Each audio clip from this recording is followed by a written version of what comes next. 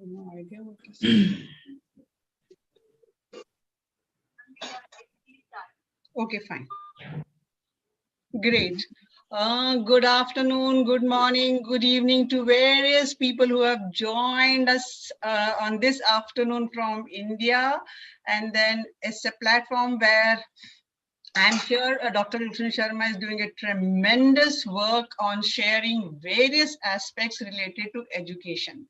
Of course, we are talking about on this session, particularly about education empowerment for women. But if you look at the profile that I would be sharing right now, a little few slides about ICSI, you will realize that the kind of work and the platform, the wider and vertical, horizontal platform that you can talk about is an amazing platform of every kind of aspect that could be related to education. I'm sure we all agree as educators that education is the most powerful equipment, weapon, and the instrument that anybody can have in order to be successful in life. And with the kind of current changes and current scenarios that we have, I'm sure every little thing that we learn, every small skill that we upgrade ourselves matters a lot. So I begin with sharing the screen for ICSI.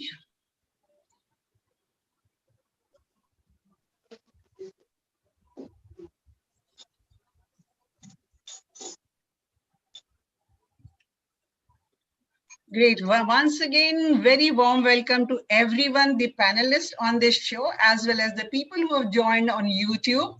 International Confederation for Service and Industry, a platform where Dr. Ritika Sharma has given me this option of hosting the show for bringing in educators, especially focusing for women empowerment via education and exclusively in Northeast of India. That's something probably he's also talking about NEP 2020 implementation into the system and how we can bring up our every part of our country together to be so that India emerges as a knowledge superpower. That is a target.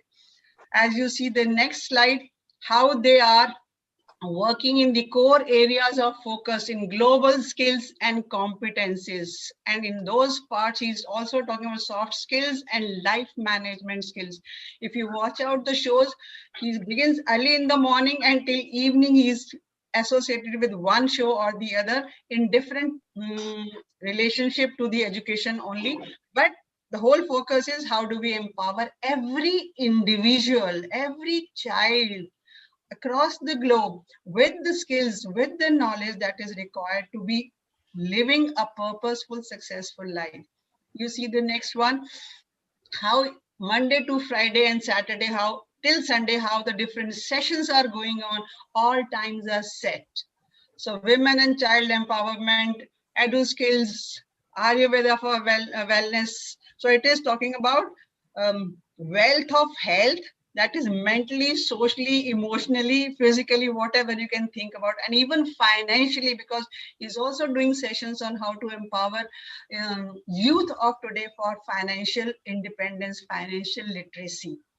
So there is hardly any area where I can think of that I can add up. So it is just putting up his vision, his version, his thoughts with all of you on this platform, right? So it's my pleasure to welcome you, each one of the panelists out here. Ritika ma'am, having connected since long as a mass person together. Shubhra ma'am, I connected. Nelly ma'am, I already know about you so much. And then Chanda sir, I happen to connect with this purpose and mission. And I hope we'll remain connected. So women empowerment, as you see the theme with education, focus is Northeast India.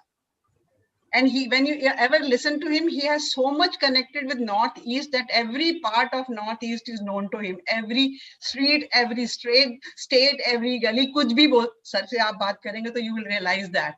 Okay, this session would be followed up at 5 p.m. on another topic, packing industry and MSMEs. So imagine how the timeline is being kept. Then next followed up will be at 8 p.m. NEP 2020 NRI's perspective. So it is bringing every part of from the globe on this common platform to discuss something so that we all together can work and do something for the mankind. So we are not confining ourselves to one particular area. However, we'll pick up every area. So let us come together to make education relevant, make relevant it to every human being, every child, everyone all around us.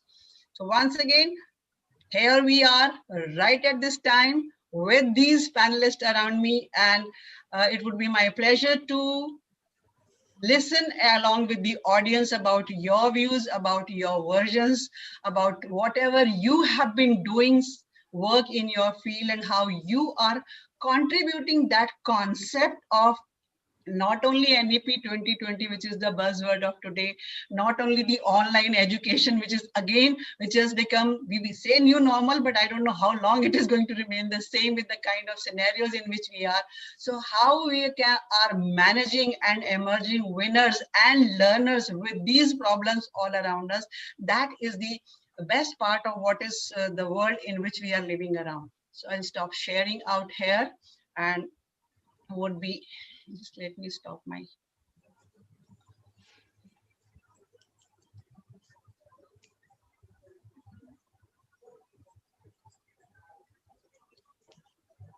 okay. So little bit about what I have been, every time I end up reading with Dr. Gulshan Sharma's assignment to me about this is the last month we were all talking about the International Women's Day and Girl Child Education, because March happened to be that, right? So today I thought I would, from this month onwards, we would relate it to the education which United Nations, UNICEF has been talking about. It is the right of every child, because when you see the convention for the education of every child, they don't even differentiate between girl and boy, which we are talking today. So it is a question of education is a right of every child, every human being. So how can we rise above those gender equalities issues? How can we bring in gender inclusiveness? How can we have learner communities with the parents and across, at least to begin within our own areas, so that we are having learning communities? And before I really call upon anyone, my point is that we are not talking education only in terms of the literary degrees that we talk about. However, the mission is that how we can upskill by any method a person, a human being, girl, child, or women. Because last time we had a fashion designer from Guwahati only, who is working with the tribal women and bringing up their, intricacies of their weaving into the system. So it is empowering them with financial literacy, financial independence for them with the skill that they already have. So power of education does not mean we really give them degrees, we make them pass examination, but also if they have some talent, if they have some skill which can be enhanced, which can be promoted, that is probably something very, very important. So welcome once again, very, very warm welcome to each one of you out here. So be open with your views, and then as and when we feel we can have questions addressed to you or come back to do on those questions, we will do that. However, something that I have been doing from the last month session, we will always have some choose to challenge. That campaign that International Women's Day started with choose to challenge. Now, what do you choose to challenge? I have always been saying that choose to challenge your fears, choose to challenge your doubts that put you down, choose to challenge the social taboos that all around are you and putting you down, choose to challenge, do something, and then be that change that you want to be. So create that ripple wherever you are standing, so that ripples travels far and wide. So each one of us can make a change wherever we are, provided we think with that mindset that needs to be done. So I thought I'll start with Mr. Chanda, because the only gentleman around in the system. Chanda sir, let's begin with you. Mr. Chanda? Okay, maybe he's... Okay, there I am. Okay, right.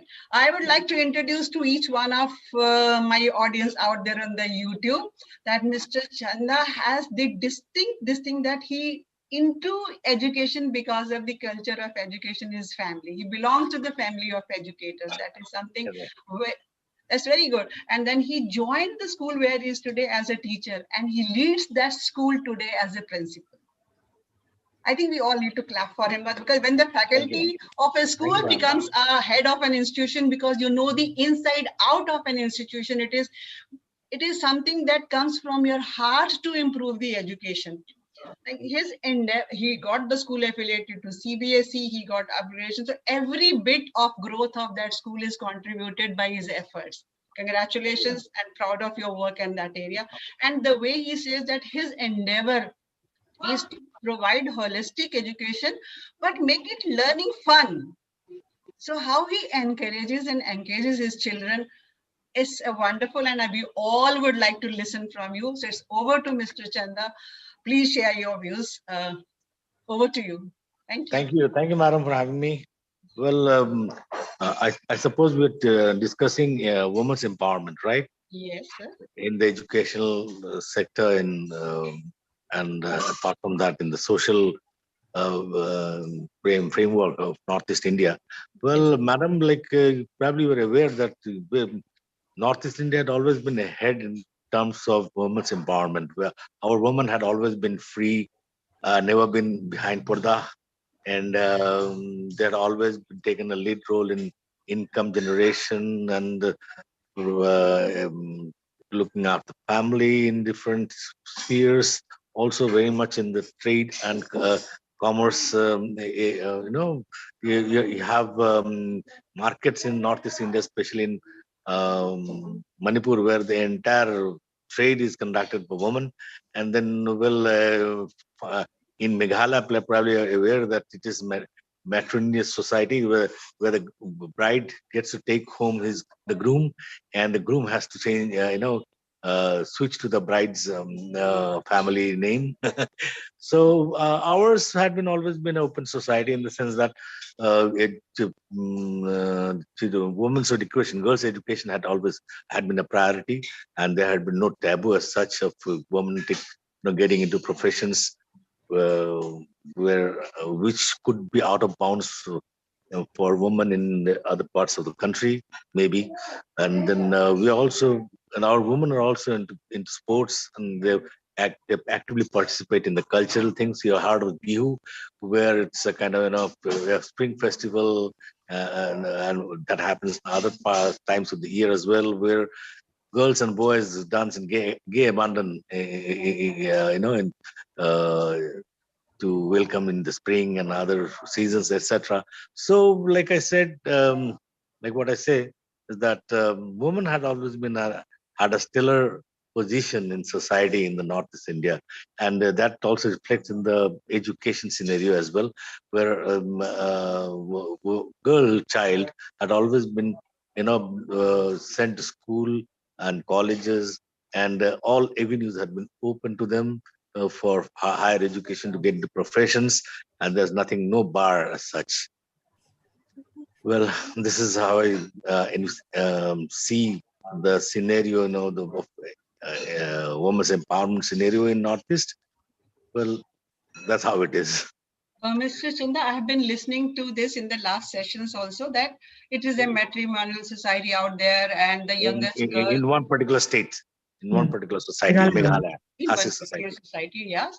And then we have been, I think I had referred to the reports also, wherein we saw that there is a lot of literacy, a lot of freedom to vote. But when we look at the positions beyond that, the reports that I've been sharing in the last few sessions do show that their representation of the women in the higher sector, the representation of the women in higher education, higher positions, that is where probably we need a focus on. It's such a happy situation that we have a place where education of the girl is taken care of. However, I'm sure there are certain issues which we would like to address about. Chanda sir doesn't agree about that.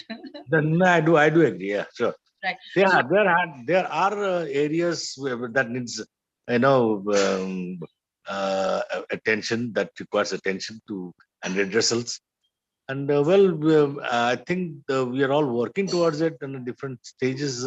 Like for example, nowadays in some uh, departments, like even the men are allowed paternity leave. That has been the major roadblock for women to really kind of go up in life, because they have when they you know when they become mothers, then they're into get into sabbatical for at least a month, or maybe for at least a year, and of course sometimes even beyond that. No, so that had been constraints where the woman, the men had to step in, and they are doing it, I believe, and it's not just I believe, I've seen it happening. Teachers in a school who had babies, and they're coming and working after 2 months, 3 months even, and whereby their children are being taken care of by their parents, by their in-laws, so by their husbands also at times. So these are the developments taking place, and for the good of society at large, and for in the interest of women's empowerment. you have been a part of the same school for such a long time. When you were a teacher and when you become a principal way back, I think in 1996. Yeah. And then you are so what are the changes that you have observed as you have grown with the school and with the times and the way the things have been happening with the Yeah, time? the children and the women, the girl students are becoming more competitive, and they're getting more backing from the parents. And when a particular child shows some, expertise or uh, special qualities, and that those are nurtured by the parents, by the teachers, and they're really kind of given all the necessary support and training, instruction. Their parents go out of the way to ensure that their girl child gets the best of whatever is required to kind of excel in the field of the choice, and the post scholastics and studies wise, of course. They're excelling in a much wider scale than before. They're getting to, like I said, um, they're taking up difficult courses of study, and going beyond that, they're joining even nowadays they're joining armed forces, doing their NCCC certificate, etc., and opting for defense jobs, defense career in defense, etc. So this is a major shift in the, I should say, almost a paradigm shift in the way the girl child and on are looking at prospects beyond the school life, during the school life, as well as beyond that. Great, nice listening to you. But I'll come back to you with the question that how is your school looking or giving that opportunity in the higher education, especially 11th and 12th and 9 to 12? How do you think the ratio, proportion, growth has taken place? That's number one. Number two, what do you choose to challenge? That will come back to you. So I'll just keep on thinking over that. I'll come back to you on those questions once again. Next, I would really like to now invite Miss Ritika Subhash. I met her long time back at one of the sections, and that was really wonderful meeting her. And since then, I think we have been connected to each other. And there was one factor, of course, Professor Pant, by which whom we met, and there has been the maths. And I think Maria Public School has also participated in the Mangahai maths competition when I referred to their school, and they did quite well. So Ritika Subhash is director of schools for Blue Duck Education, London-based education. And one thing that probably I can talk to about her is what I've been seeing all through the lockdown time. She has remained as active as the Wi-Fi of our homes. Every day there is an update of webinar or training or session. So how she has been so deeply involved into connecting education, especially the mass via technology, with every nook and corner across the globe, I can say that. That is the beautiful part about that, because that is the call of the day. So I would really want her to share those techniques or typical issues which probably technology can address for education for all. Right. I would raise our discussion among that particularly women only, because I think education is a must for everyone. Absolutely. So it's over to Ritika Subhash, and there is a lot probably I can talk about her. She's been doing a lot of work, orientation, workshops, artificial intelligence, anything that you can talk about the technology, she's there about it. So over to her, Ritika ji. Thank you so much. Thank you so much, ma'am. Thank you. So I just wanted to start with a little bit of background of what I have been doing, and of course I will slowly move into why this is important for every child, regardless of their gender. But just to give a background, I did my engineering from Jamia Millia Islamia in New Delhi. Then I moved on to do my master's in information systems in the US, and then I worked in the US for quite a few years. But in 2010, I decided to come back. My family belonged to Delhi, and I wanted to spend time with them. I wanted to base myself out of Delhi. That's when I started to see, I started to interact a lot with my extended family, with my nieces and nephews and children in the family. And one thing that I realized is that the way they were learning or the school education that they were going through hadn't changed much in the last 10, 15 years that I had left the system. Now, it's not to say that our current system or the existing traditional system is all bad. We are all products of that, and we are extremely grateful and thankful to the system for what it is. But when I saw that after 10 or 15 years, again, children are a little bit clueless. They're going through the motions of getting into the school, doing what they're required to do, memorizing what they had to, regurgitating in the examination for the sake of marks. It somewhere hit home that this needs to change. Even if we do a little bit of intervention, Chanda sir was saying that, and ma'am, Veena ma'am, you were saying that he likes to make education and learning fun in his school. I felt that fun is sort of a non-negotiable. Even as adults, we don't want to engage in any activity which is not fun, right? So why do we expect our children to go through the motions of learning when they're not really engaging with it or having fun? Now, 10, 15 years ago, when I started working in the edtech space, using games and learning in the same sentence was blasphemy. Okay, so it was not very well accepted. Things have really changed, and now COVID has accelerated acceptance of technology and games-based learning a lot more than before. But way back then, say in 2010, when I started, in 2010-11, this was a very new concept. We talk about women empowerment. Of course, the topic today is women empowerment. But to me, women empowerment is actually intertwined with human rights, right? You can't really take away the aspect that education is the fundamental right of every child, regardless of their gender, or now when we are thankfully recognizing the third gender as well, or those that don't want to confine to a particular gender, and education is as much for them as it is for me or for anyone. So the way that I think education can be made highly democratic, highly inclusive, highly accessible and equitable is through the intervention of technology. I'm saying that all of us, teachers and educators, do a fabulous job, but the real core value of the teacher is in being the guru, the guide, who can really motivate the child over and over again to come back and to learn through their experience. The wealth of knowledge, the wealth of experience of a teacher, I feel, is irreplaceable. And I don't think technology is going to get there anytime soon, not in the near future. So teachers are, that wonderful person that will take us to the next level of thinking beyond what we can even think. So if I go back to my alma mater today, I don't remember the computer lab, or I don't remember those things. I remember my teachers, because my emotional connect is with the teachers, right? So that is never going to change. We are fundamentally wired to connect emotionally to people, and children of any age really look up to people more than, and teachers more than even their parents. I know that if I say something to my son, and if it is contradictory to what the teacher has said, he will obviously go with the teacher's version, because that level of trust is there. Yes. So that is where we need to rejig this thing about where can we utilize the teacher's wealth of knowledge and experience the most, where can we use and leverage technology more, because like I said, technology ends up being equitable.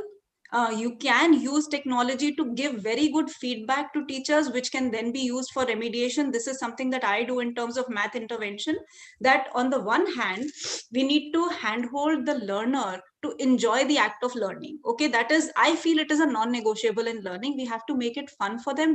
We have to make it like they want to come back to it. I was telling Chanda sir that, the founder of our organization, he was the same person who designed the game called Candy Crush. Everybody knows Candy Crush, right? It's such a popular game, and people of all age groups know it, play it, enjoy it. When we can see that that is the level of engagement that games can have, why can't we leverage it in education? And particularly, I have zeroed in on maths. That's something that I've been working with for the last 11 years, for the whole reason that maths is a subject of concern for most children. I'm saying regardless of gender. Specifically, there are a lot of studies to show that girl children or girl students are much more prone to maths anxiety than male students. And there is a very, very particular report which also says that the fear in the mind of the maths teacher, fear in the mind of female maths teacher, has a very direct impact on the achievement of the female learner. So I'll repeat that: the fear or the apprehension or the anxiety around maths that a female teacher has trickles down to the female learner, and they are able to somewhere absorb it, and they are not able to perform up to their mark. Now these are real studies that are out there on public domain, which I think are something that we can't close our eyes to. And I fully agree with Chanda sir that we, Northeast is the pride of the country. I feel the kind of talent that comes out of Northeast, whether it is actual academics or sports or music, there is, I think, the whole all-round development of students that we see from the Northeast is wonderful. But the fact of the matter is that our children are struggling with science and technology and maths, and our girl children are somewhere absorbing our fears of, by our fears, I mean fears of the parents or the society, which tends to believe that certain streams may only be done well by a boy child, or not so well by a female child. So we have to counter those mindsets, and a very wonderful way to do it is through technology. So definitely Maria's is a very, very, it's a pioneer school. They are doing some wonderful work. We have done a lot of work with their school as well, with Maushmi ma'am from Maria's.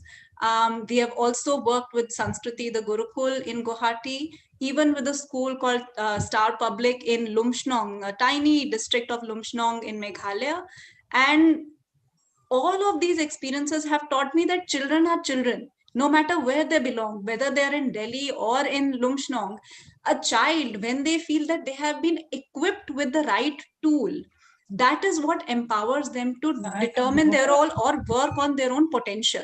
When we mean empowering, I am in no position to give power to somebody else, right? When I say that I can give power to somebody, which means that I have that power, I don't want to take that stand. All I want to say is I want to give a platform where children will figure out their potential on their own.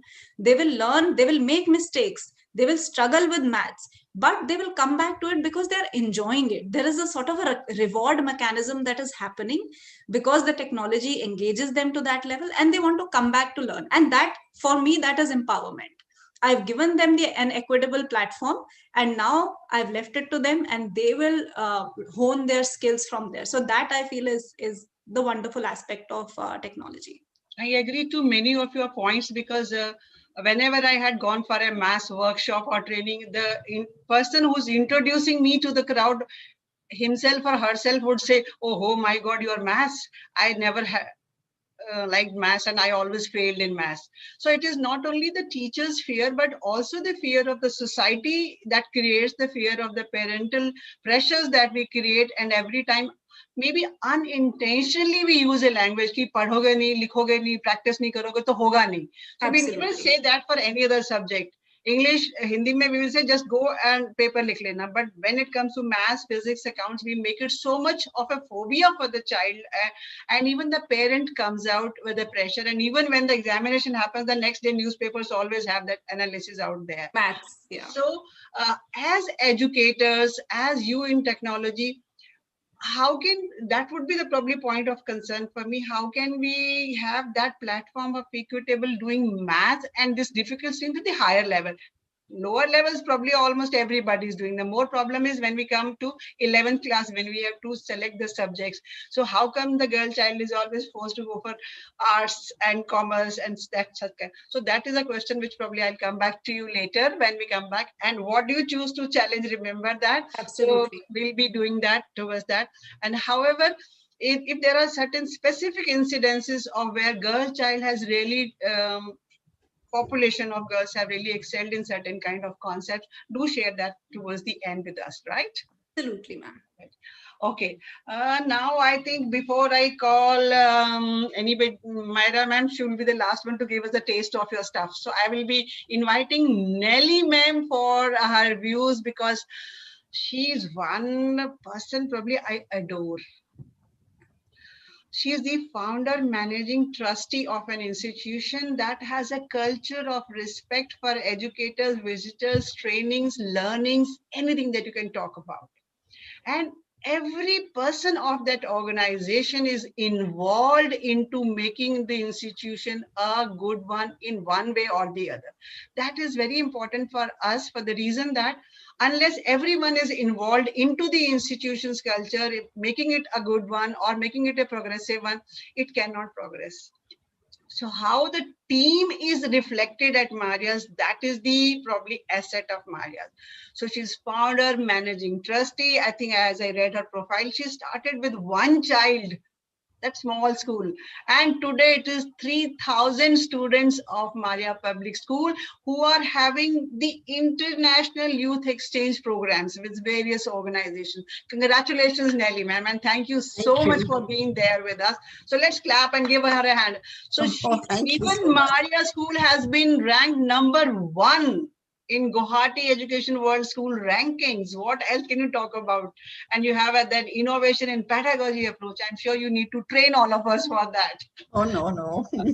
I really personally admire her Mekla Chadar attires when she wears them, and the way she's grooming those people out there for that also is an adorable part of her work. So it's over to Nelly ma'am to share her views of such a long tenure of doing so many good things. Over to you, ma'am.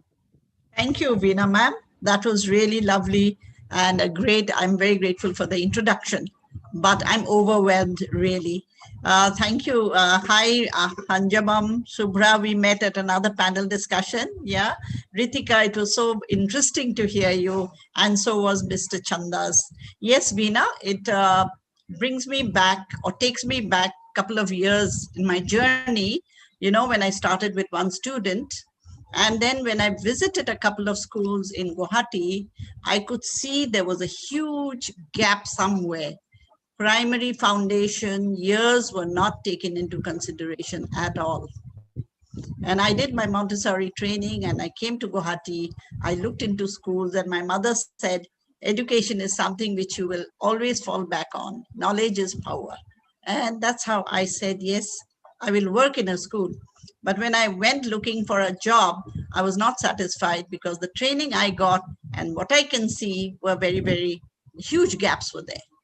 Therefore, coming back to how I started, I felt I must start doing something to bring this fun element, as Ritika said, and the attraction of a child coming to school and enjoying his 2.5 hours, 3 hours, interesting, and love for learning and love for coming to school. And that's how I think the culture remained, Veena ma'am, the way you are saying, it is because we respect the child. And Dr. Maria Montessori always said, respect the child and the child will respect you. And that is one motto, we kept it in mind. And I think that culture has remained with us.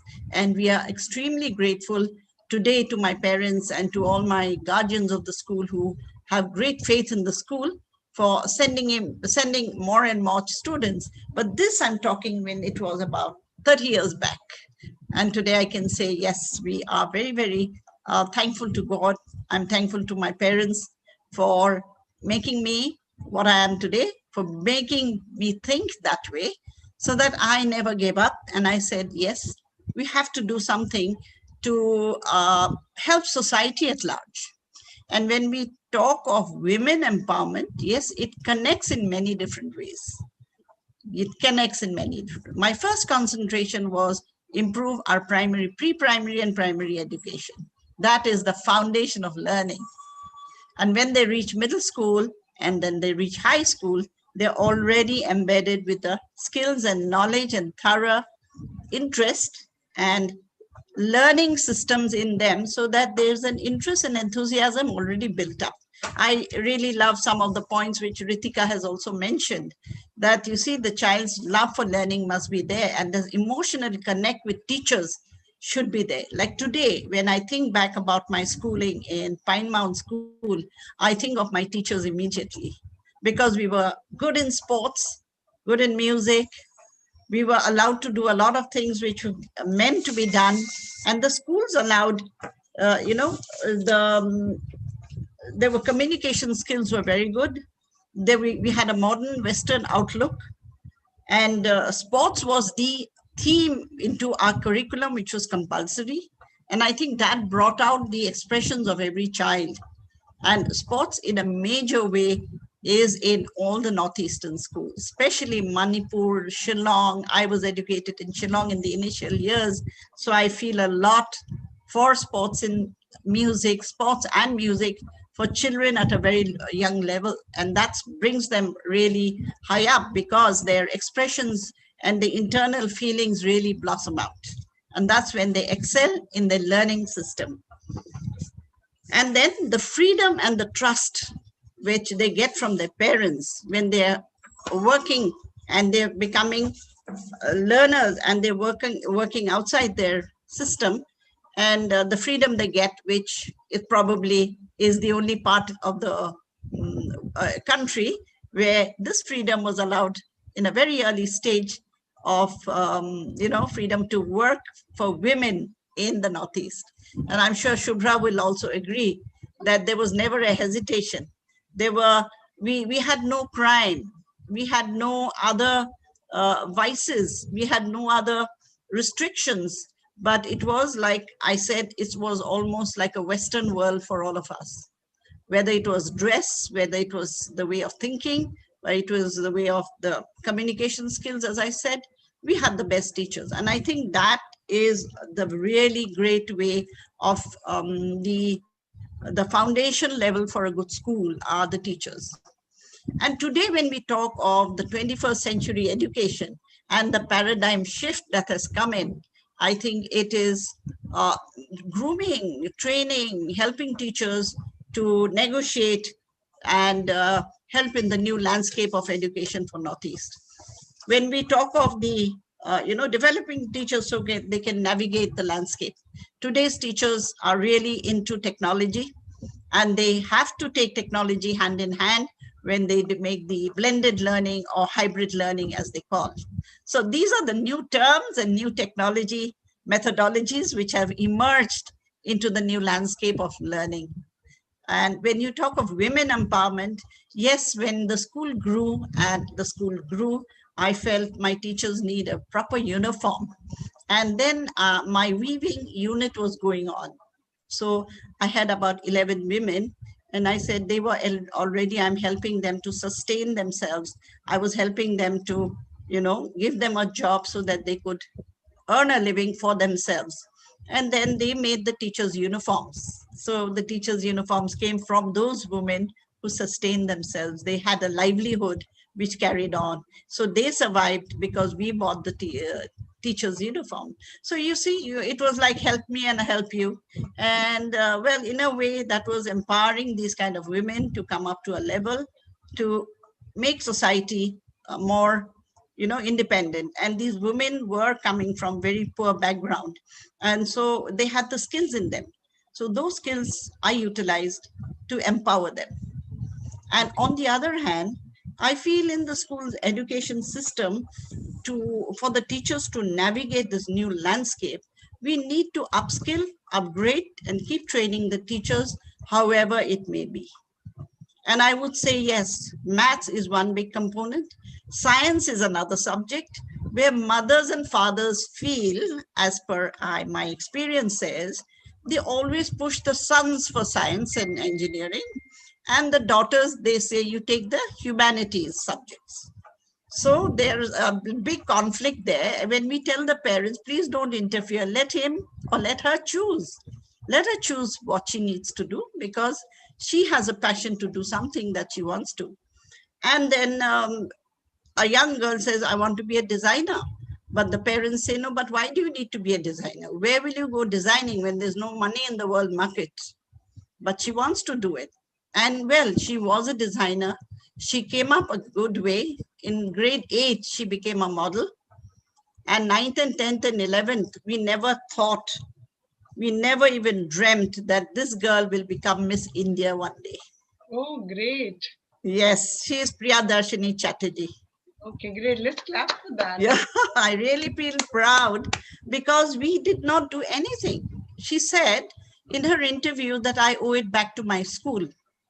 And I feel so happy today that probably we didn't even realize that this girl is going to be Miss India one day.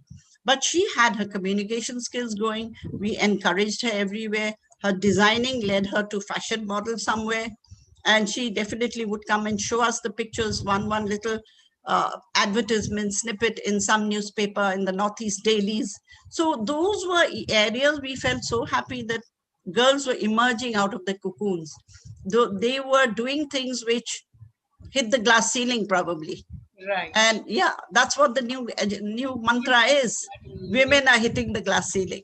Yes, yes. Yeah, and I would like that every girl child, every woman here must hit the glass ceiling and top it. When we talk of women empowerment, that's the maximum we should reach to. So Thank you, Veena. No, as I understand from whatever you've shared, probably the love for education, fun for education in the junior sections, maybe up to 10th goes on happily. So how do we really take it forward to 11th and 12th? That is probably the challenge. Even Yes. I remember when I was a principal setting up the school, Modi school, way back in 1990, when the first batch of 10th had passed out, it was so difficult for me to start the 11th. Because no girl, because that's exclusively women's school. So no parent wanted beyond 10th. Ki nahi bas ab. So how I had to convince, because I had so many children from Guwahati also in boarding me. So I had to convince them, at least give them commerce with computer science so that she can manage the business of her family wherever she gets from home only. And today there are so many of them like Khitans, Sarafs and Sultania families who thank me back for saying that at least now they are, at least computers ke saath, they are able to manage everything. They know joint venture hai, single venture hai, financial sheet kya hai. So that is how, to encourage a parent to bring a girl child into higher education is probably the biggest challenge that we are facing today. I think up to 8th and 10th we are doing. So how are you doing that at your school? We will discuss that when we come back to you. Okay, and I'd love to speak. Then you are also doing inclusive education, if I remember it right. Yes, yes. Long time back. Okay. I would really appreciate that you give some tips to the others, because that's an issue for education in general. So how would you suggest that other schools can also adopt that inclusive education? Yes. Thank you so much. Yeah. Thank you so much. I was looking forward to seeing you in Mekhla Chadar. However, you are looking gorgeous even.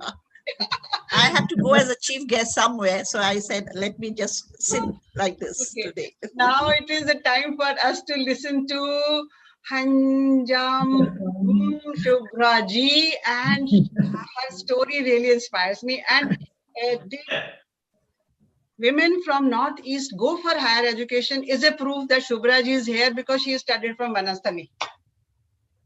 She was in Banasthali hostels where she had that taste of North India, and then she's proprietor of Myra Foods. And anybody talk to Myra Foods, और मैं उनको host कर रहे हो, मैंने कहा हाँ वो खुशी से आ रहे हैं हम क्या host करेंगे शिल्पी शरीफ. She is food processing unit, and as I read about you, you are having East, West, and other parts of also your Imphal, covering whole of area.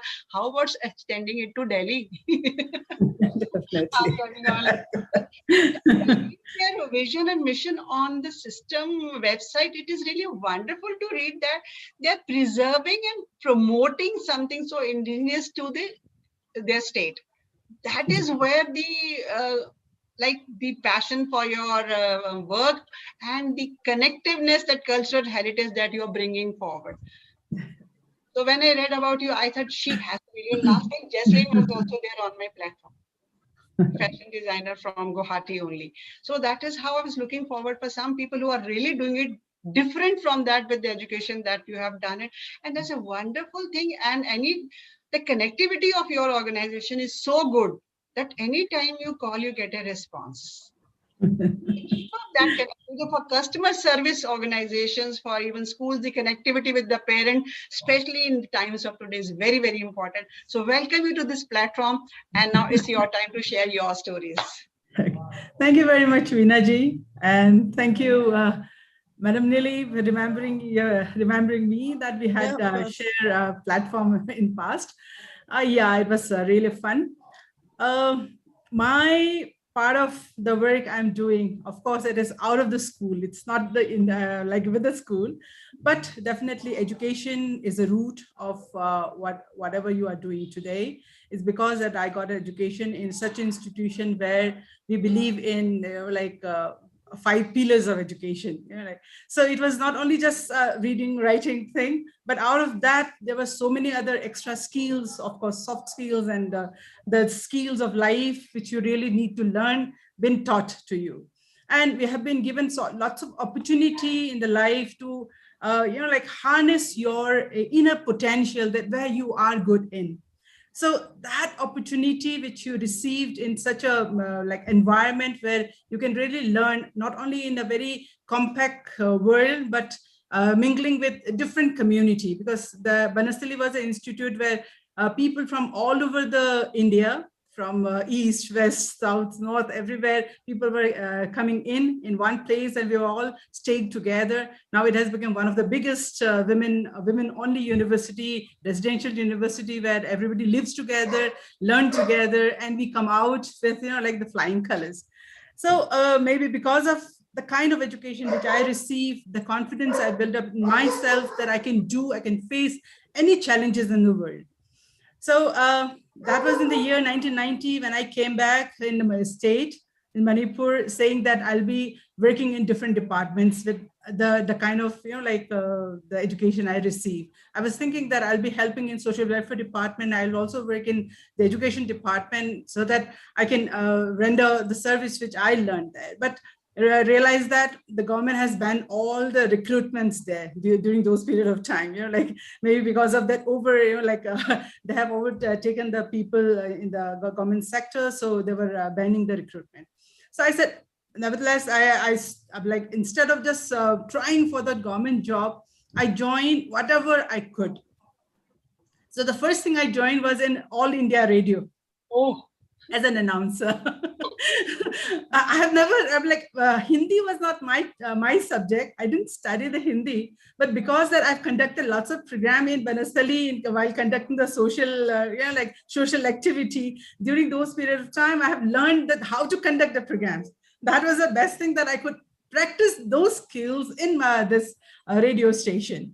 And they were so amazed the way I was conducting the program. It was, of course, the Hindi program. And it was the playing of Hindi song, and Fauji Bhaiyon Ka Karyakram used to be one of the very popular program. So I was conducting that, and they were so happy that people have this kind of program has been conducted by so many people earlier, but the way you conduct is very different. Of course, that was the way we have also learned and practiced during my college days. And apart from that, because it was a casual work, I was not full-time engaged there. So I had lots of free time. So I joined one of the NGO as a volunteers. And there again, I was taken to the village area and saying that you share your knowledge with these people. So I said, what to share? So the first thing what I did was that I tried, because my being I studied food and nutrition. So nutrition was one of my concerns. I was very worried about the kind of the health status of the people in that area. So I studied their diet pattern, what kind of food they are taking, what kind of the food they are growing in their around, and what is their food pattern. So I went into it and studied the thing and then realized that, yeah, this is the time that I can really pass my knowledge to these people. That's how I started nutrition education program to the villagers. And that went for another 4 years with that organization. I was very much involved in that kind of work. Then simultaneously, one of the private college wanted a nutritionist in their college to take the subject, because they had home science, they have opened the home science stream, and most of the teachers were from child development, human development, and management, and extension education, but none of them were from the nutrition part. So they invited me. But the offer they were giving to me was so minimal that I couldn't afford to spare my time there. But of course, for the 2 years, I worked with that college as a lecturer. Then that was in the year 1994. I left all this job and joined a very interesting organization who was working on development education. That's why I'm saying that I was working out of the school, but it was more on training. The way you are, sorry to interrupt, but the way you are narrating your stories, it means that life, journey itself has been an experience of learning. Not necessary that you have to be in a school or college, particularly enrolled as a student, in order to learn. Because if you work with passion and learn with them, probably that is the biggest learning of any professional journey, right? So that's what we are. It looks like we are traveling with you to different areas as you are narrating to us. But how did you reach up to this Myra, salty, candy, and your pickles? That will come later. Right. So I was, it was more on the development studies institution, where we were giving a concept of what kind of development we are looking for, where we should go on, and what kind of the village development we should really go for. So that was a more of the participatory way of learning and planning for the village. So I did work in all over Manipur, and we have covered some part of Mizoram, Nagaland, and Assam as well. During those period of my tenure working as a training coordinator there, one of the main reason of the problem in the state was that the opportunity of employment was not much. We were all looking for employment because, as Nelly Madam has also shared, that the education, like the literacy level of the Northeast people are very high compared to other part of India. It's not only the men, but also the women have been very highly literate, but they always look for some job where they can keep themselves engaged. But as we all know, that government cannot provide job to all of them. So we have to go for alternative way of earning. So instead of going for the like as an employee, we encourage them to be an employer. So look for some alternative livelihood, entrepreneurship skills, so that you can look that where the opportunity is lying, where you can really start some of the journey in your area itself with the minimum resources you have, and you can look for the market and provide employment opportunity for others. That the motivations was going on, and we went very to various places. Later on, you can give lots of motivation, but to show the people by doing things is very different.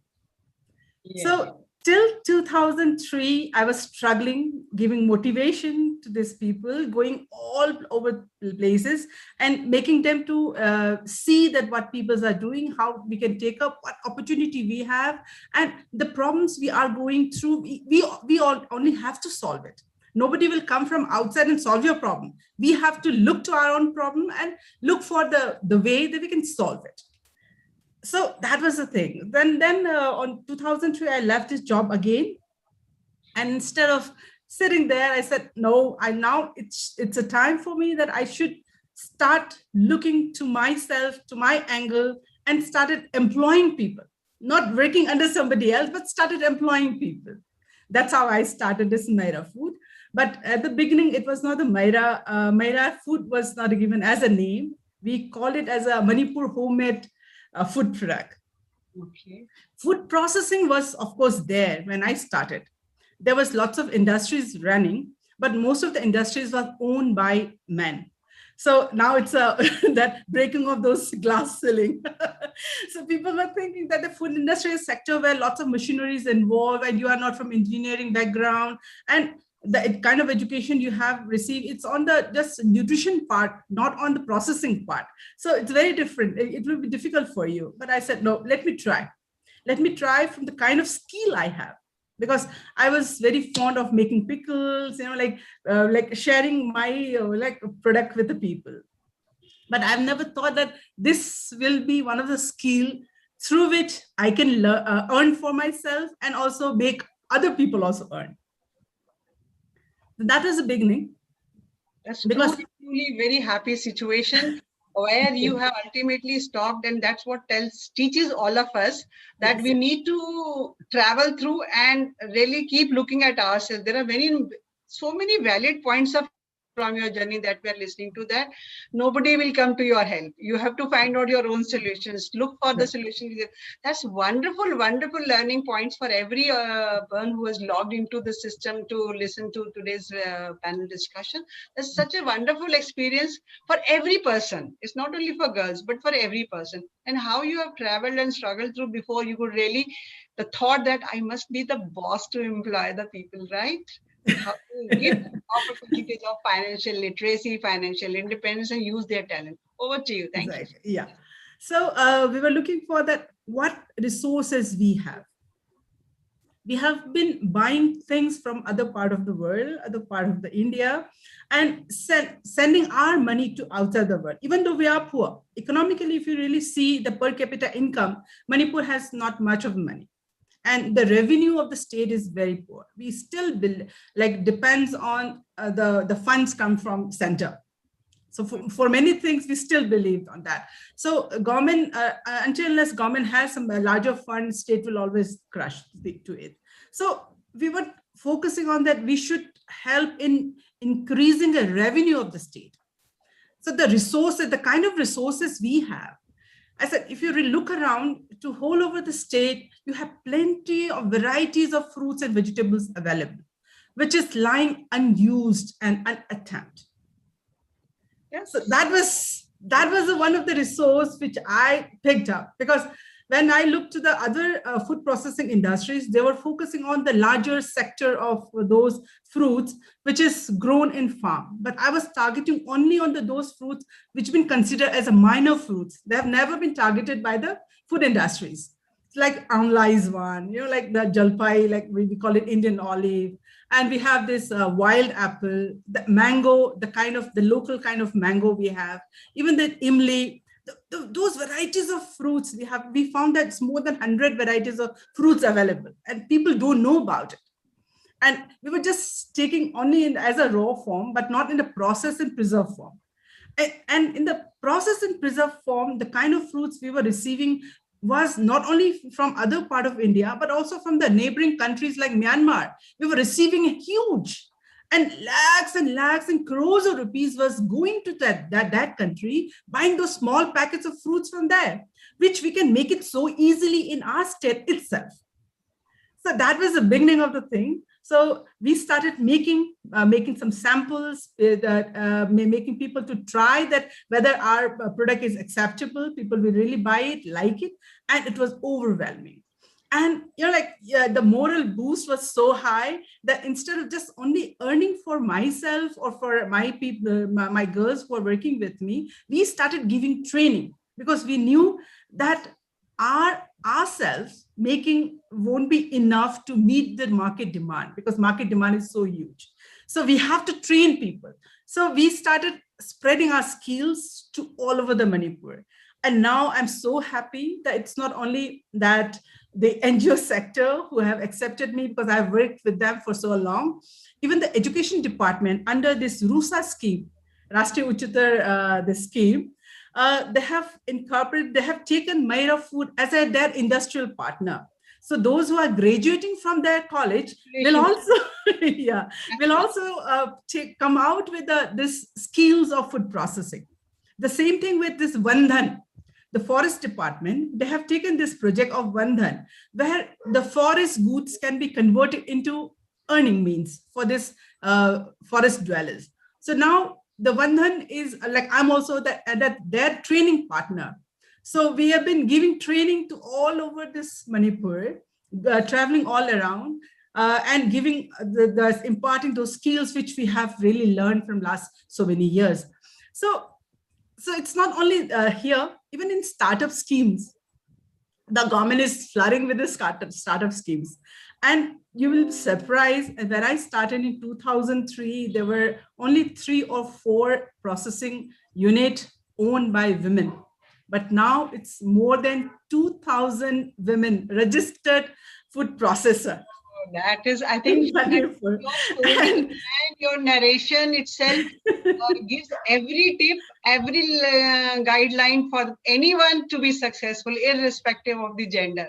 So like anybody who listens to your story should be inspired to see that you may struggle all through, but find your passion, find your... the best part is finding resources of your own state. Exactly. And keeping your money within your state for the welfare of you. What wonderful thoughts you've got. It's absolutely amazing to listen to you. I would really like... now it is not that we are... Yes, now it's not only that we are keeping our money in ourselves, we are bringing money from other state and other part of the world. Great. So because just to come to Manipur area only. You will surprise that our people, our children are going throughout India or so many other parts of the world also, either to study or to work. They have settled everywhere. And whenever they come back and want to go back, they wanted to always carry some eatables along with them, which will carry the flavor of the state. And this is what the good food we are providing them, which can be kept for long because it is in a preserved form. The life of the food has been increased. Because anybody who has logged in, please, you can put in your orders, you will get it, and it will be shipped from all of us. It's wonderful. And what I observe the best is that the glow and happiness on your face when you share this story is evident by itself, the way Nelly ma'am and Ritika ma'am were talking about their journey, because that is, I mean, the sense of belongingness, and that because you have been a part, evolved with it. So that is how it should. Wonderful, wonderful listening to you. Let's have those few pointers. Younger generation, come and do it. So what do you do that? What will you say for that? Yeah, when I go to younger generation, recently what happened is that we went to a very interior village of like a little far from Imphal.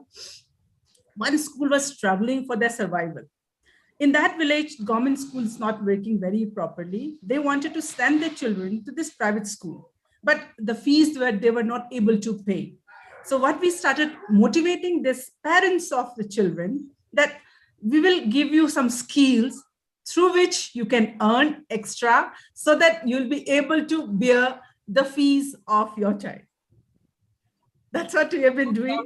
Yeah. For your work, whatever you're doing is absolutely amazing. Yeah. And to the younger generation, what we are saying is that don't hesitate to learn any kind of skills, because whatever skills you learn during your school days will help you in whatever kind of work you have to do in your future life. Yeah, it may be the skills of writing, it may be the skills of talking in public, whether it may be the skills of knitting, skills of cooking, skills of making fun, whatever the skills, you can learn it during your school days. That's the best place to learn. And the learning with peers is always fun, always enjoyable, and you can learn so many things during school and give maximum to there. And you see that how you like face this world, that the happy schooling is always very important. That's what I believe in.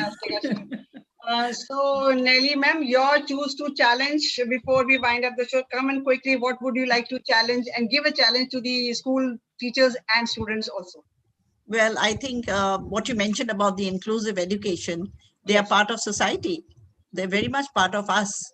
So there is a refusal in most schools better schools, not so good schools, I would say, or really the well-off schools, they refuse to take admission. And I Yes. would say every school should have a sense of empathy for these kind of children, where you will be actually helping one another to rise up to the occasion where they will be helping their kind of children in future.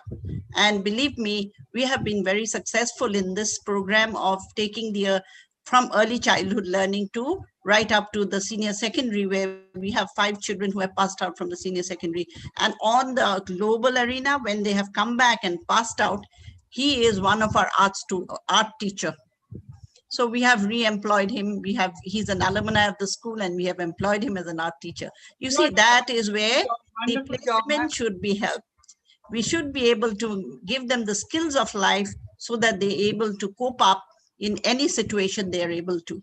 And today I would boastfully say that we are the only school in the Northeast who have the affiliation to NIOS for the academic recognition in the middle school years.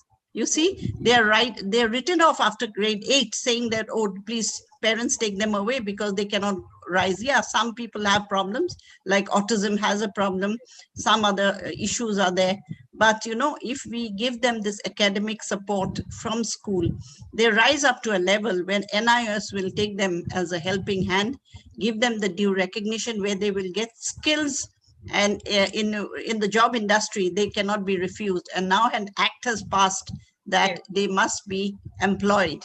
In fact, in Bangalore and in Chennai, I think in some other places, McDonald's has one cafe where they employ these kind of boys and girls. You see, this is the way society will grow in a better way, rather than, shun them and work only for money. That's not the point. Point is, and this empathy comes up only because we admit them in the school, and the other children also learn to help them. And that's how, as Shubhra madam has also said, peer learning. You see, the peer learning and the peer seeing and believing and helping them is not what the school teaches them. The school teaches them indirectly that they are all there, they're all with you. And if they are helping one another to climb up the school bus, they have done it on their own. And we just watch. And that's the atmosphere, that's the platform. So I wish to challenge every school to help these kind of children to get in for the inclusive education to be for one and for all.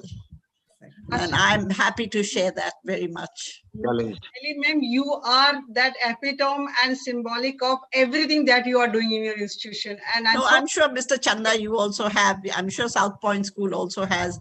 He has very good champs from his school. I have seen it myself. That's what. Okay, thank you. I have a wish to grow, with a lot of empathy for each other and to grow in as better human beings for society. Definitely. Ultimately, that's what matters. Thank you so much. Wonderful. So over to Chanda sir. Let's have your contribution to how are you doing it in the higher education, and what would you like the parent communities, teachers community, or anybody else as a human being challenge for what? First of all, it's so good to learn about the ladies on the panel who have been so successful. I mean, I know about Nelly; she's a good friend of mine, but the others are not very conversant with their success stories. But now that I get to hear it, I'm really, really kind of impressed. And best wishes to them to carry forward their mission and vision of life, whatever they're doing. I hope they remain successful and they kind of scale greater heights there.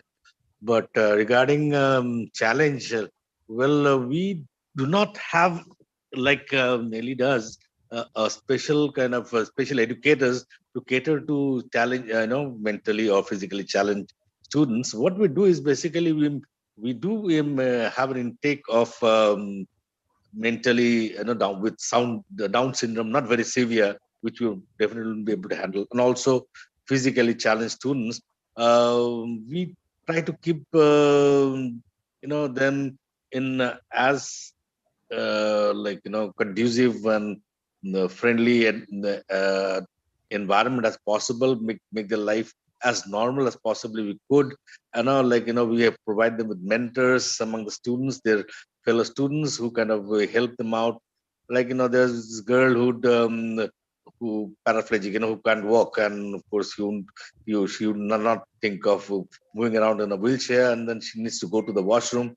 There are a couple of students who are always there to assist her, and then we have this Down syndrome afflicted student who is passed out, who is otherwise, with a lot of constraints, mental ability wise, but excellent swimmer, and he had been the champion swimmer in Paralympics and US once as while a student of class 8 of our school, and then he had been doing regularly good in his area of expertise, in his discipline, that is swimming.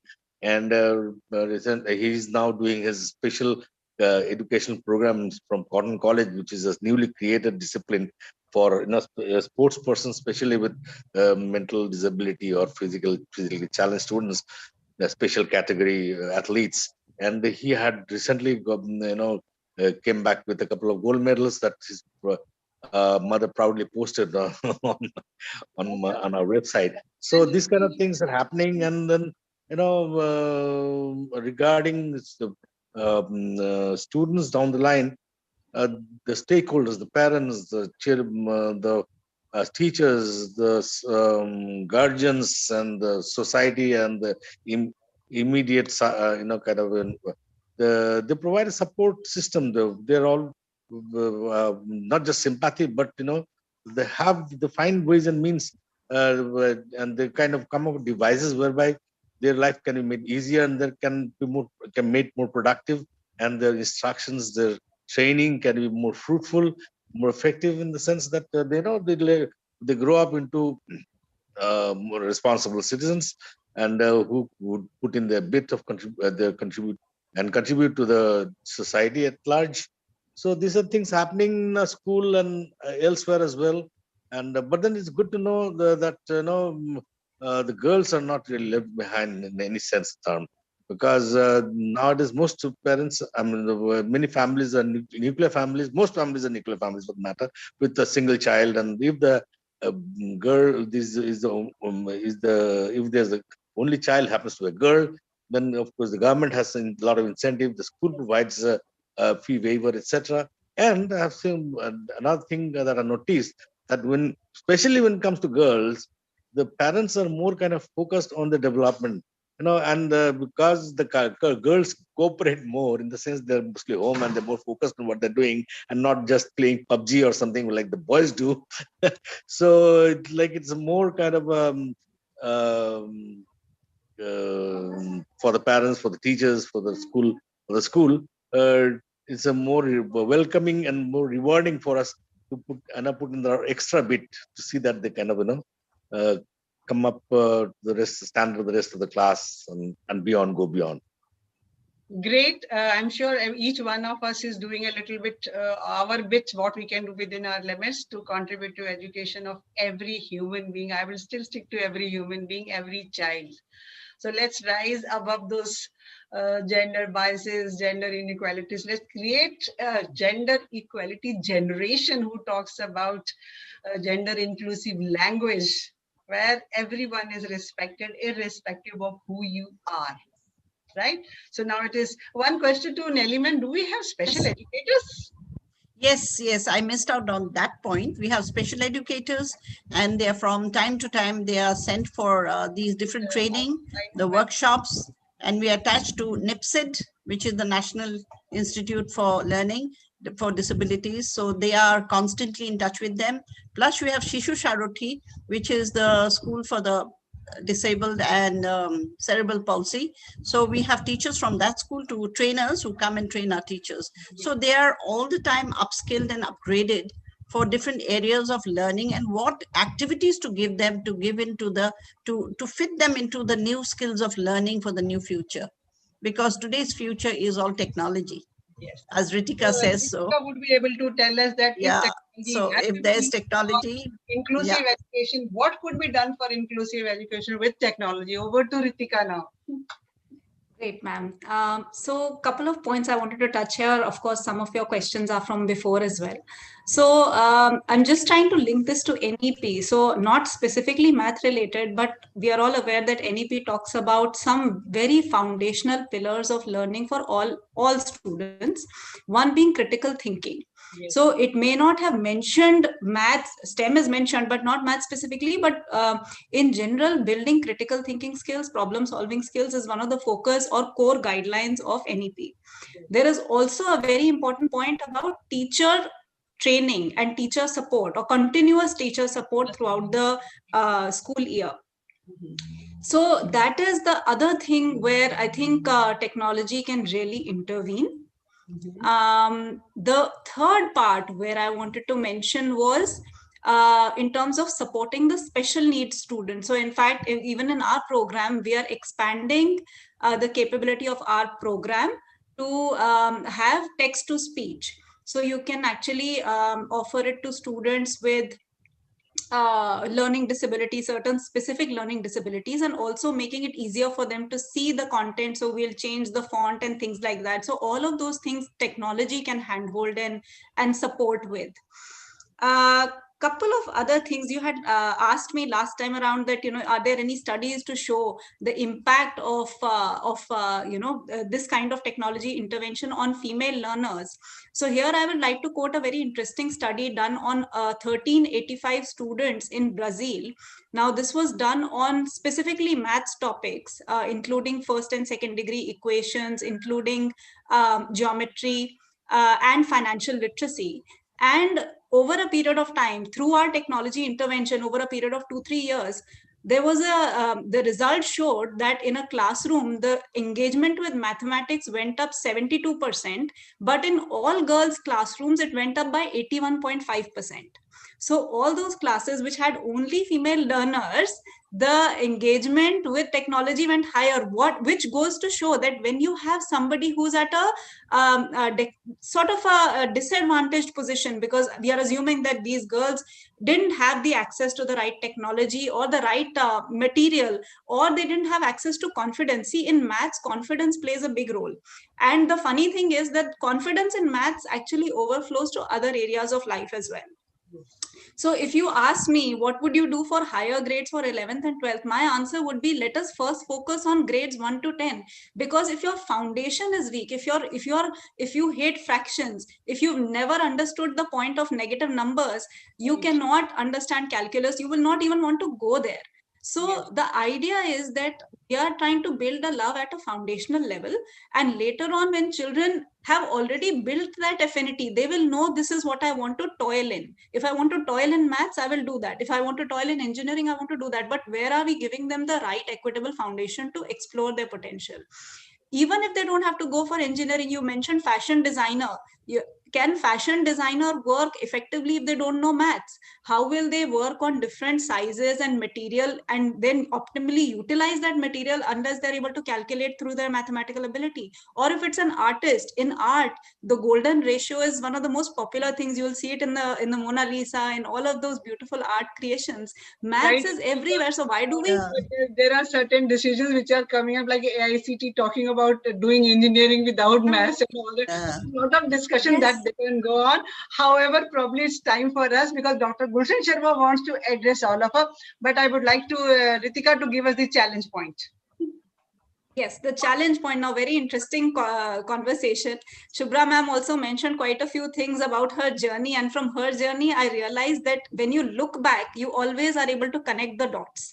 Okay, initially, when you're going through your life, you don't realize it. But when you look at it from a perspective with the vision, that tells you that all of it was, meant to take you here. Like, I never thought that I would write. But when I started, writing for children, I mean, also I've written on books for children on gender stereotyping in sports and things like that. So that had never come to my mind when I was doing my engineering, that this would also be a path that I could potentially take. So the challenge part, and very interesting thing in terms of challenge, the indigenous people of Amazon, the tribes of Amazon, they have a very interesting saying that you must touch the jaguar. And touching the jaguar is a metaphor for touching your fear. and the only way to overcome your fear is to touch it. So in my line of work, I see that there is an apprehension regarding technology or the impact that technology has on education. And I'm very openly saying that I empathize with teachers, because it's not easy to change your ways overnight. It's not easy to accept something which seems like an additional work to do. So my challenge to myself and to the educators would be, let's try this. If it doesn't work, we can chuck it, we can forget it, but let us at least try it, and try it with all our heart, because I know, and research proves and science proves, and I have seen it for the last 10 years, that it works. So that is my touching the jaguar and my challenge to Great. myself. Thank you so much, everyone. Wonderful, I think, deliberations. And Dr. Gulshan Sharma is giving hints that I am there. I would like to conclude. So it is over to Dr. Gulshan Sharma, sir. Thank you so much for appearing on my show, because you always leave it to me only every time. So nice to see you out here. There he is, the person for whom I am doing the work. Over to Sharma, sir. Thank you. Thank you very much, ma'am. And first of all, let me get everybody to the gallery. That would be much better, so that we all are closer. First of all, the sentence which you have given, women are hitting the glass ceiling, is so true, because Mr. K. Chanda was in minority. That's why I appeared. He was, poor chap, was all alone. And I thought so many ladies are dominating, and so many ladies are dominating, and the poor chap is at the end and just waiting in one corner. So I thought, let me give some strength. He was the first person to address and share his views. So this is women empowerment. Okay. So let me share something very interesting. When we are talking about Northeast, all the ladies, those are sitting over here, and we may claim that we belong to Northeast, but you may not be knowing that much Northeast as I have walked the Northeast. It is my almost 50-year association with the Northeast now. At the age of 72, I started my young journey at the age of 22 as a young second lieutenant in the Indian Army. My first posting, my first rank, my first uniform, my first salary, my first girlfriend. No, I don't want to remember that, because the reason being, my wife, if she listens to this program now, she's going to break me. Okay, so now, there is no better place on this planet than the Northeast part of India. Yes. There is no better art, craft, cuisine, culture, humanity, costume, love, affection, happiness, greenery, forest, nature, whatever you talk about, it is the Northeast part of India. When I just go back to the 15th century, which was the state of India which was contributing maximum to the GDP of India? If India claims that we were contributing 26 or 27 or 28% of the GDP to the entire world, which was the state in India? It was Assam. Assam had maximum contribution at that point of time to India's GDP. So sometime we should look back the historical perspectives also. Britishers took away everything from Assam, whatsoever they could take, and particularly our wood, and that wood such, they were making ships with that, which were lasting for more than 100 years, and that the time has proved. Now, let me start. Ritika, I'll come a little later, because that's the IT, the finale of the universe. Let me just go on to Hanjum ma'am.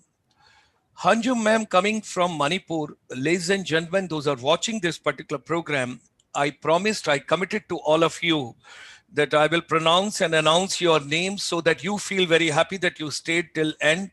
Sakshi, Arun, Ringu, Umabati, and thereafter Meeta, and then comes Arumugam, and then comes Umaji, then comes Gyan,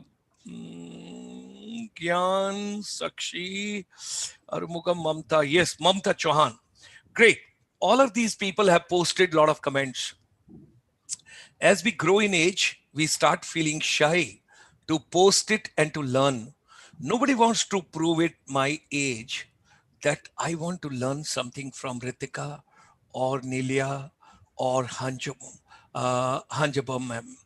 People feel shy when people will come to know that we are learning. We are learning. Why are we shy? Why don't you post your comments if you want to pick up something? Arun Gargji, you are running a wonderful institution from 1st to 12th. Yes, great.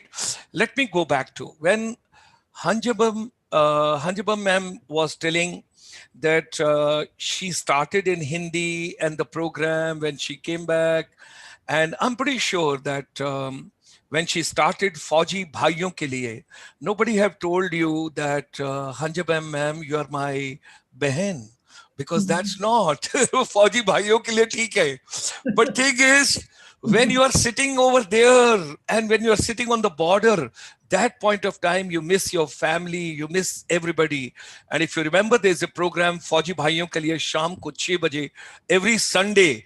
And that lady, she has grown in age, but till date, people call her, she's the best ideal. Okay, anyway, if you hosted a program on All India Radio, nothing like that. My first question for 1,000 rupees goes to everybody. There used to be a radio Ceylon, and if you remember, Amin Sayani, and you told, बिना का गीत माला और आज की बिना का गीत माला के 16वीं पायदान पर हम सुना रहे हैं Tong Tong, and there used to be 16 songs. My first question goes to, when did we switch over from radio Ceylon to Vivid Bharti service? And whosoever will post the first answer, you will get 1,000 rupees from Ritika Subhash, because it is the IT industry. Google se nakal maro aur jaldi se likh do ki Vivid Bharti kab shuru hua. Anybody who can tell me, and if you give me the first answer, you get 1,000 rupees from Ritika Subhash this evening. Okay, Sir, keep mujhe hi dhundna posting. chahiye. I should find the answer. Okay, Arunji is telling I have got total full innocence. Okay, Arunji is telling God's beauty. Okay, fine. Keep posting, keep posting. If anybody can write, then you get 1,000 rupees this evening. Okay, if Ritija is not giving, then Veena ma'am will give because she's the host of this program. Okay, let me go back to Northeast once again. 8 sisters. Beautiful sisters, wonderful sisters. The Honorable Prime Minister calls it Ashtalakshmi. And it's such a beautiful place on this planet. Ladies and gentlemen, everybody is crying, climate change, temperature, warm, this. Who created that warmth? Who changed the temperature? Who misused the nature? If that all we talk about, learn from Northeast, because Northeast is the only place in India which has got more than 36% forest cover. No other place in India has got that kind of a greenery. It is the northeast part of India. And all the herbal plantation, when you talk about Ayurveda, because the northeast people have not got up and woken up. The sunrise has yet to take place in Arunachal. Aru ke Aanchal mein, the sun has yet to rise. Do you know the maximum plantation of the herbal? It is in the northeast part of India. We all got to understand. Okay, let's move further. She was talking about how to make education interesting and fun. Before we close today's session, it is something very, very important. My $1 million question is, do we require education? Do we really require formal education? Do we really require school education? What is the role of home education? What exactly are the challenges in education? Why this particular education system was created in the industrial era? In the graveyard also, Mr. Macaulay, we will not leave you. You are the one who destroyed Indian education ecosystem. You are the one in 1835. You went to the British Parliament and you told, if we have to rule India, if we have to govern India, if you have to stay back in India, let's spoil their education ecosystem. Education system is the backbone. Now there's another challenge coming for Ritika in a very big way in the future. If all of us, we have seen a movie called The Social Dilemma is pretty fine. If you have not seen it, I would recommend to all the teachers, all educators, all corporate world, all students, please do see 1 hour 26 minutes movie, The Social Dilemma. You can pronounce it British or American or Australian or Canadian, whatever you want, or New Zealand. The Social Dilemma, whatever you want to tell it. Twist your tongue and give the pronunciation the way you want it. This will tell you that today Veena ji and Hanjaba ma'am, Nelia ma'am, K Chanda ji, Ritika, nobody is living their own life. They are being governed and controlled by somebody else. When you look at your mobile, when it says tung, and you see what is coming on Facebook, what's coming on Instagram, what's coming on YouTube, what's the WhatsApp, that's basically to channelize you with the marketing strategy to hypnotize you under the neuro-linguistic programming. And that is the future of marketing. So thereby, how much IT, which way IT, where all IT, and what exactly IT is going to do. Coming next question. Do read a book or otherwise watch at least the YouTube. The latest book which has been written by Rajiv Malhotra, Artificial Intelligence and Future Power. This is the title of the book. Artificial Intelligence and Future Power. And that is going to be what the world is going to be. Earlier, the Britishers came and they did the colonization. The mobile phone is going to create a new kind of a colonies world over. Because I come from the armed forces background, I understand. Today, artificial intelligence, cyber security, augmented reality, artificial, when you're talking about virtual reality, cloud computing, it would not make a difference that how big the house is Veena ma'am has got in Delhi. What would make a difference is how big is she has got a space in the cloud. That is going to make a difference. Your house in the cloud, how much data you're keeping over there. And it is not going to be the oil which is going to rule the world in the future. It is the data. Whosoever will have the data, they will rule the world. You will be able to sway the entire world depending on how you are going to hypnotize and utilize the data. That is going to play a very important role as far as technology is concerned. And now, there are three areas which are going to have very big challenge. Education, health sector, and third is going to be agriculture. Technology is going to play a very important role in these three areas. If you want to understand agriculture, then let's understand from Israel.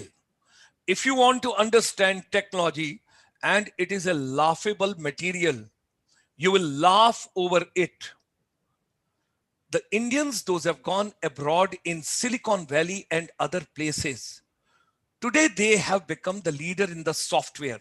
They become the leader in the technology. They're bringing so much of technology that it will become so difficult for you to filter out what to see and what not to see. Would you really require textbooks? Today I mean to say, take my words. If you take a choice of any child, why a small child, 4-year-old, you give him the mobile phone, they will not disturb you. They will not ask for the food. They will not take bath. They will not say choo. They will sit for 5 hours. Gamification. What is that glue? What is that sticker? What is that Fabicol which is putting that child over there? Can we bring that Fabicol in our education ecosystem? Unless you will not prepare the games, the music, the art, the culture, and everything, where everything is fun, fun, and fun. Ask me, no child wants to go to school. Do you know what is the outcome of the pandemic? 79% children world over, they have told, we do not want to go back to schools. They're very happy. because the digital norm. And what else? Who is principal now? Principal is not Nelly ma'am. No, no, no, no, no, no. The other day we held, me and Veena ma'am, we held a program for 500 principals together on a common platform. And that particular webinar was so interesting. The principal told, we are no more principal. I said, why are you joking? Are you not a principal? They said, no, we are not principal. I said, then who is the principal? They told, our teachers are teaching and parents are principal now. Because parents are watching and they are passing on comment. Ritika, no, she doesn't know her job. She's just passing time. Nelly ma'am, Nelly ma'am, yes, we have to give her the grace because she has been in education for last so many years. But she needs a little bit more change in that, what she's teaching. Hanjaba ma'am, no, give her only the food part lessons. Don't give other lessons. Otherwise, she'll make a mess of us and we'll sleep. What I'm sharing with all of you on a lighter side, that now education has got exposed. Education has become transparent. Education is not going to get back to the mode of January, February 2020. Now you got to move ahead from here. And you know what is the latest finding of New Education Policy 2020? The latest stat of day before yesterday? You got to read it. 29th July 2020, the new education policy was introduced and everything was to come in different phases up to 2035. Whatsoever was to be implemented in next 10 years, it got implemented in 10 months. The technology has changed everything. The technology has changed everything. So thereby, ladies and gentlemen, this is the time. Why I'm sharing all this is Northeast part of India needs a better connectivity. They need a better telecom services. They need better digital highways, not a physical highways. We got to reach out. We cannot take the excuses. It's a mountainous terrain. It's a rugged terrain. It's a up and down terrain. It's a rigor and rigmarole terrain. We cannot take that into consideration. We got to cut across everything and we have to make sure the technology reaches the last pivot and the point of the Northeast part of India. And second part, if somebody has not traveled to Northeast part of India, ladies and gentlemen, international tourism is banned. Flights are not going. You cannot move out of India. Let us see your own India. Let us see your beautiful part of India. Let us promote domestic tourism. Let us travel to Northeast. Let us enjoy their culture. Let's enjoy their dance and music. Let's see Northeast a little bit more than what you have already seen. And we will bring lot of regional imbalances to the balancing act, which we have neglected for quite some time. That's what is the take from a young soldier who started at 22 and walked the planet for additional 50 years. And the age of 72, I've got nothing to take and nothing to give. I just want the entire India to prosper, the world to prosper, all of us to grow. And one point which Hanjabam ma'am was telling, I will repeat that. People are studying to take a government job. I'm sorry.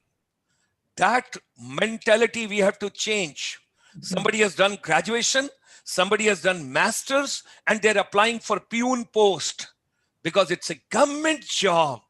I have not to. Why do you want a government job? Because I have not to work over there. Why should I work hard like Ritika? Why should I work so many hours? If I can get my money easily and my salary easily, why should I?